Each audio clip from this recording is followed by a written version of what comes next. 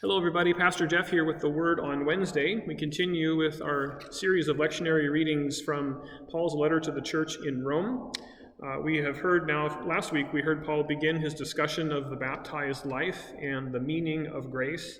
So last week he asked rhetorically, which was a real question in some people's minds, should we continue in sin that grace may abound all the more? And Paul's answer to that question, of course, is heck no. Well, Paul continues that very conversation here in Romans 6, beginning at verse 12. Do not let sin exercise dominion in your mortal bodies to make you obey their passions. No longer present your members to sin as instruments of wickedness, but present yourselves to God as those who have been brought from death to life. And present your members to God as instruments of righteousness. For sin will have no dominion over you, since you are not under law, but under grace. The word of the Lord. Thanks be to God. So there's this song out right now that I really, really love. It's by We the Kingdom, and the song is called Holy Water. And there's this bridge that they sing 3 times through towards the end of the song that I really think captures very well what Paul is saying here. And I'd like to do my best to share it with you now.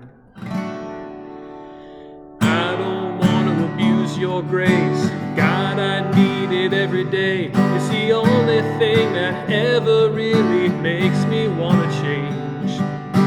I don't want to abuse your grace. God, I need it every day. It's the only thing that ever really makes me want to change. I don't want to abuse your grace. God, I need it every day. It's the only thing that ever really makes me want to change.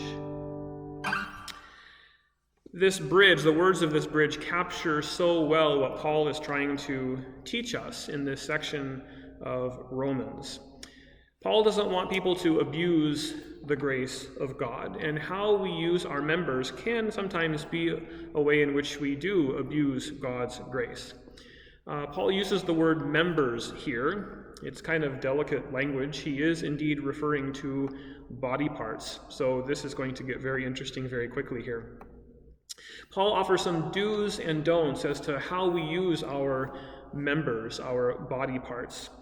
He says, do not let sin exercise domain in your mortal bodies. He says, no longer present your members, your body parts, as instruments of wickedness. So those are the don'ts.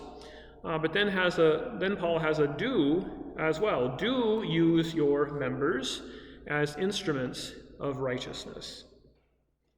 So what does Paul mean exactly here? What does this look like in daily life? Well, Paul is saying don't use your hands to steal and to break and to do violence. Instead, do use those body parts, your hands, to do honest work and to build up and to serve your neighbor. Or we could point to the tongue, right? Don't use your tongue with the words that you speak to demean others or to hurt people or to insult. Instead, use those tongues to shape words that encourage. Use your tongue to say words that spread hope. Speak the truth in love with that tongue of yours. Use that tongue to spread the gospel. Or our feet. Don't use your feet just to take you from one selfish pursuit to another. Instead, use those feet to follow God's will. Use those feet to carry you to your neighbor in need. And yes, there also are those other body parts, those private body parts that we don't usually talk about in polite company, those body parts that are usually covered by our swimsuits. You know what I'm talking about? This is part of it too. Paul says don't use those body parts just to get your kicks.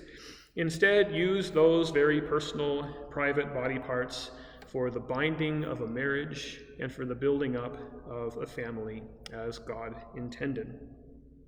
So don't abuse grace, Paul is saying here. Don't use your members, your body parts for wickedness. Use them for the building up of righteousness in the world and in our lives. And then Paul ends with this interesting note. He reminds his readers, including us, that we are no longer under the law. You heard him say that. You are no longer under the law. So none of this is about keeping rules or earning points with God. Instead, we use our body parts for righteousness' sake as a result of gratitude. We do it out of gratitude for all that Christ has done for us. We do it out of gratitude for the grace that God has shown towards us. That's the only thing that ever really makes us want to change. I don't want to abuse your grace. God, I need it every day. It's the only thing that ever really makes me want to change.